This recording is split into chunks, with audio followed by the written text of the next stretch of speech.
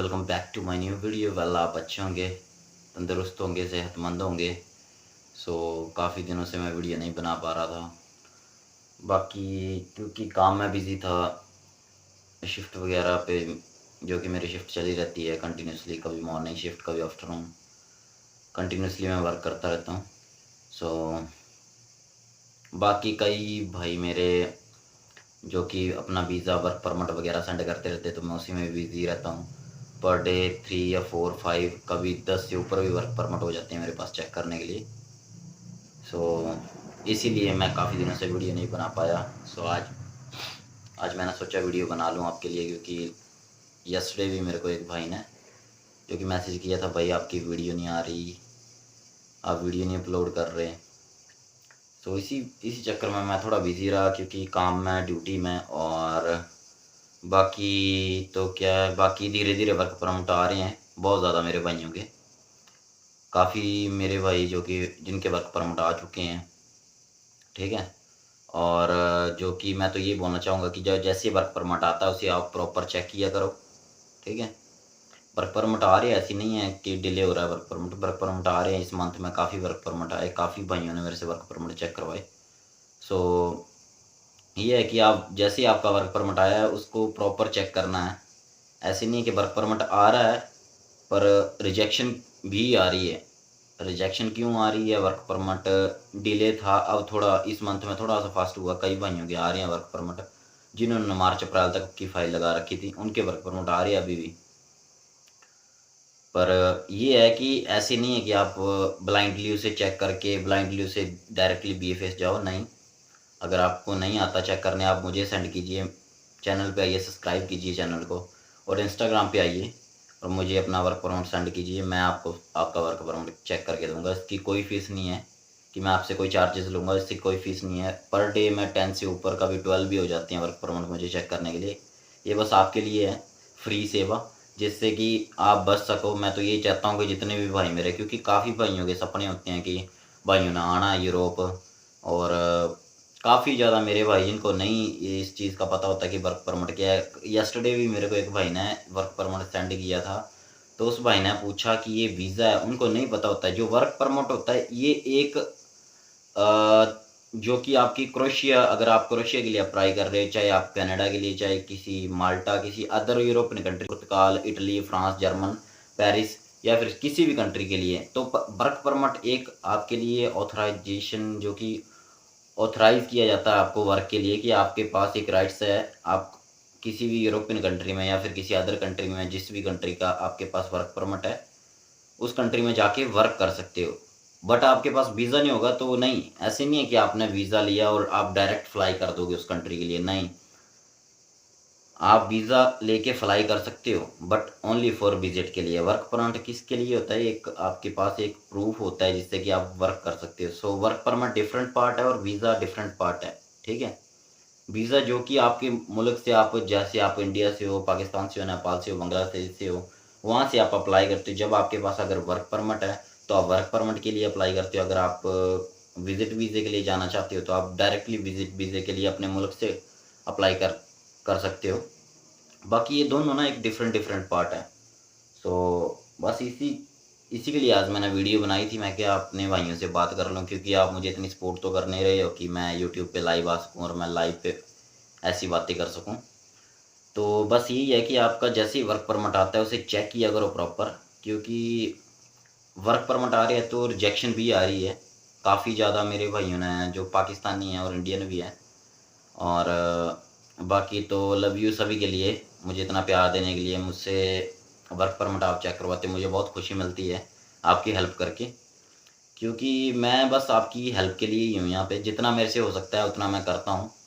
तो जब भी आपका, मेक श्योर कि जब भी आपका वर्क परमिट आता है आपने प्रॉपर उसे चेक करना। अगर आपको चेक करना नहीं आता है, किसी मैच्योर पीपल से चेक करवाया करो। अगर उससे भी नहीं, अगर आपके पास कोई ऐसा नहीं है मैच्योर पीपल जो कि चेक कर सकें, तो आप मुझे सेंड कीजिए। उसकी कोई कॉस्ट नहीं है। आपने किसी और इन्फॉर्मेशन के रिगार्डिंग मुझसे बात करनी है, आप चैनल पे आइए, सब्सक्राइब कीजिए, लाइक कीजिए, कमेंट कीजिए। अगर आपने कमेंट से ही अपनी बात, अपनी राय लेनी है तो आप कमेंट कर सकते हो, नहीं तो आप मेरे इंस्टाग्राम चैनल पे आइए, इंस्टाग्राम पे बात कीजिए। जितनी मर्जी टाइम आपने बात करनी हो बात कर सकती हो, ऐसी कोई दिक्कत नहीं है कि मैं आपका रिप्लाई नहीं दूंगा। जितने मेरे सब्सक्राइबर हैं उनको रिप्लाई मिलता है। इंस्टाग्राम पे मैं अभी तक लाइव आता हूँ, क्योंकि अभी आप इतने मुझे सपोर्ट नहीं कर रहे हो कि मैं यूट्यूब पे लाइव आ सकूँ और ऐसी बातें कर सकूँ। सो काफ़ी ज़्यादा मेरे भाइयों के जो कि बांग्लादेशी भी हैं, नेपाली भी हैं और पाकिस्तानी मेरे भाई बहुत ज़्यादा प्यार दे रहे हैं, पूछते हैं मेरे से, इंस्टाग्राम पे भी आते हैं और बात करते हैं और वीज़ा के रिगार्डिंग पूछते हैं। और जिन भाइयों की मेरी रिजेक्शन आती है, रिजेक्शन की मैं बात कर लूँ कि रिजेक्शन क्यों आती है, ठीक है, काफ़ी ज़्यादा मैंने वीडियो में बता चुका हूँ ये कि रिजेक्शन क्यों आती है, रिजेक्शन का कारण क्या है, ठीक है। ये वीज़ा क्यों डिले हो रहा है, पता क्यों डिले हो रहा है, क्योंकि ये जो 2 नंबर वाला जो सी काइंड ऑफ एजेंट्स हैं, आप समझ गए होंगे सी काइंड ऑफ मैं क्यों यूज़ करता हूँ। जो मेरे भाई पहले मेरे साथ लाइव में आए होंगे या फिर मेरी पहले वीडियो देख चुके होंगे या इंस्टाग्राम पे मेरे साथ बात की करी होगी, उनको पता होगा कि सी काइंड ऑफ एजेंट मैं किस लिए यूज़ करता हूँ वर्ड। तो ये जो सी काइंड ऑफ एजेंट है ना, ये फेक जो कि डॉक्यूमेंट्स लगा रहे हैं, उसी की वजह से डिले हो रहा है। क्योंकि मेरे पास ऐसे बंदे भी हैं जिन्होंने फाइल मार्च के एंड में लगाई है और उनको अप्रैल 15 या 20 पे अप्रैल की 20 तारीख को वर्क परमिट उनके पास आया और अभी वो क्रोएशिया में 1 मंथ हो गया उनको काम करते हुए। पर कई भाई मेरे ऐसे भी हैं मेरे पास जिन्होंने नवंबर से फाइल लगा रखी है और अभी तक वर्क परमिट ही नहीं आया, ठीक है। तो ये मैं बात क्यों करता हूँ, क्योंकि आप हमेशा ना ब्लाइंडली काम करते हो। अगर आपको नहीं पता लगे एजेंसी का, ये कि मैं देखो मैं कंसल्टेंट नहीं हूँ और सेकंड बात कि मैं किसी जो कि कंसल्टेंसी को ये नहीं करता कि मैं आपको नहीं बता सकता कि ये कंसल्टेंसी अच्छी है, ये वो नौस्ता है, क्योंकि हर कोई यहाँ पे अच्छा ही है, ठीक है। बस आपने उसको परखना है। अगर वो सी काइंड ऑफ होगा तो उससे आप काम मत करवाओ, क्योंकि काफ़ी ज़्यादा ऐसे एजेंट भी है जो आपका पैसा रोक के रख रहे हैं, ठीक है। वो आपका पैसा जो कि रोक के रख रहे हैं, आप चिल्लाओगे पुकारोगे 8-9 महीने तक, क्रोएशिया का वीज़ा 3-4 महीनों के अंदर आके आपकी सेटलमेंट होके सब कुछ हो जाता है। 3-4 महीने, 4 महीने के बीच में। मैं अपनी बात करूँ तो मैं मार्च अप्रैल में मैंने अप्लाई किया था और अभी मैं यहाँ पे हूँ, मेरे को 2 ढाई मंथ काम करते हुए हो गए। सो भाइयों, ये जो जिन भाइयों ने लाइक नवंबर और दिसंबर में अप्लाई कर रखा था, जो मेरे भाई कहते हैं कि नहीं अभी तक वर्क परमिट नहीं आया, तो वो हमेशा अपने जो आपके एजेंट है उनसे प्रॉपर जो कि बात की। अगर वो ऐसे नहीं है आपने उनको पे करना, तो आपके पास राइट्स है उनसे पूछने का कि आप उनसे प्रॉपर पूछ सकते हो, ठीक है। एक तो सिंपल बात, आप पैसा मत दो। जब आप पैसा दे देते हो ना, टेंशन फिर बढ़ती है आपकी कि आपको पूछना पड़ता है, हर एक एजेंट से पूछना पड़ता है वर्क परमिट। देखो वर्क परमिट की इन्फॉर्मेशन कोई नहीं दे सकता कि कब फास्ट आ रहा है, कब जल्दी आ रहा है। जितना भी एजेंट मेरे से लिख के ले सकते हो आप, कोई भी कितना बड़ा एजेंट हो, कितनी बड़ी फर्म क्यों ना हो, वो आपको इस चीज़ के बारे में नहीं बता सकता कि वर्क परमिट कब आएगा, ठीक है। वो आपका एम्प्लॉई बताता है, ठीक है। वो इंडिया में जितने मर्जी एजेंट हो, जितने बड़े बड़े एजेंट हो, वो कभी नहीं बता सकते कि आपका इस डेट को, कल आपका शाम को वर्क परमिट आ जाएगा। वो भी कंफर्म करते हैं अपने एम्प्लॉय से कंफर्म करना पड़ता है। एम्प्लॉय कौन है, जो कि सेकंड पार्ट है। फर्स्ट आपका जो कि आपका एजेंट है और सेकंड पार्ट है आपका एम्प्लॉय, ठीक है। तो एम्प्लॉय जो एजेंट है वो एजेंट एम्प्लॉय से कंफर्म कर सकता है, आप एजेंट से कंफर्म कर सकते हैं। अगर एम्प्लॉय बता सकता है तब तो बेस्ट है। बट मैंने 95% ऐसा देखा है कि कोई नहीं बता सकता इस बारे में कि आपका वर्क परमिट कब आएगा। और जो मेरे भाइयों ने लास्ट मंथ का भी मैंने देखा है, लास्ट ईयर दिसंबर का भाइयों ने अप्लाई कर रखा है और अभी तक जो कि वर्क परमिट नहीं आया। तो भाइयों, ऐसे जो सी काइंड ऑफ एजेंट होते हैं जो ऐसा करते हैं, ठीक है, ये कुछ नहीं करते, ये सिर्फ आपका पैसा रोकने वाला काम करते हैं। देखो मैं कोई कंसल्टेंसी नहीं हूँ, ठीक है, और मैं किसी कंसल्टेंसी को बढ़ावा नहीं देता या फिर मैं किसी को टारगेट नहीं कर रहा हूँ इधर। मेरी टारगेट में बहुत ज़्यादा बंदे हैं ऐसे, पर मैं उनको टारगेट नहीं कर रहा। तो वो बात है कि मुझे तो काफ़ी बंदों का पता है कि ये क्या करते हैं क्या नहीं करते हैं, कौन सा कैसा करता है क्या नहीं करता। मैं खुद कंसल्टेंट नहीं हूँ, तो मैं वीडियो किस लिए बनाता हूँ, मैं इन्हीं बंदों के लिए बनाता हूँ वीडियो कि वो लोग क्या करते हैं यहाँ पे बैठ के भी, और इंडिया से भी वो क्या करते हैं। तो भाइयों, मैं आपको यही बताना चाहता हूँ कि जिन भी भाइयों के वर्क परमिट आ रहे हैं, आप खुश मत होया करो आपका वर्क परमिट आ गया।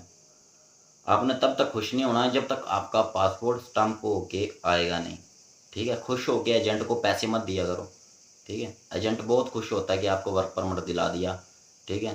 तो आपसे पैसे ले लेने हैं। काफ़ी ज़्यादा 95% एजेंट जो कि पैसे ले लेते हैं, जैसे वर्क परमिट आता है पूरी पेमेंट करवा लेते हैं, चाहे वो वर्क परमिट फेक हो, चाहे वो ओरिजिनल हो, चाहे आपकी सेटलमेंट हो, चाहे आपकी कैंसिलेशन आए, ठीक है। आपको मैं एक बात बताता हूँ, 100% जो कि जेन्युइन एजेंट होगा ना, वो आपकी एंड ऑफ, जब तक आपकी सेटलमेंट प्रॉपर नहीं होगी किसी कंट्री में, चाहे आप इंग्लैंड जा रहे हो, यूके जा रहे हो, ऑस्ट्रेलिया जा रहे हो, जर्मन जा रहे हो, फ्रांस जा रहे हो, ग्रीस जा रहे हो, माल्टा जा रहे हो, किसी भी कंट्री में, ठीक है, उसका राइट्स नहीं है आपसे पैसे लेना, ठीक है। अगर वो 3-4 पार्ट में अगर काम करते हैं, लाइक फॉर एग्जांपल, ऐसा भी है सिस्टम कि ऐसा नहीं है कि डायरेक्ट एजेंट, काफ़ी ज़्यादा जैसे एजेंट है ना जो 3-4 लेवल के हिसाब से चलते हैं। यहाँ पे भी एजेंट है, इंडिया में भी एजेंट है, यहाँ पे किसी कंसल्टेंसी से लिंक कर रखा है, आगे जाके किसी और को वर्क परमिट सेल हो रहा है। ये सेल वाला सिस्टम है, ठीक है। मैं आपको यहाँ की सिस्टम बताऊँ, यहाँ की कंपनियाँ नहीं बोलती कि, यहाँ की कंपनियाँ खुद पे करती हैं एम्प्लॉय के लिए। अगर आप किसी कंपनी में जॉइन होगे तो आपके लिए कंपनी पे करेगी, ठीक है, ना कि आपको कंपनी में काम करने के लिए पे करना पड़ेगा, ठीक है। ये मैं आपको क्यों बता रहा हूँ, क्योंकि मैं कंसल्टेंट नहीं हूँ, मुझे कोई फ़र्क नहीं पड़ता। इन फ्यूचर में कभी बनूंगा तो जेन्युइन भी काम करूँगा, ऐसी कोई दिक्कत नहीं है, ठीक है। तो मैं आपके लिए वीडियो बनाता हूँ।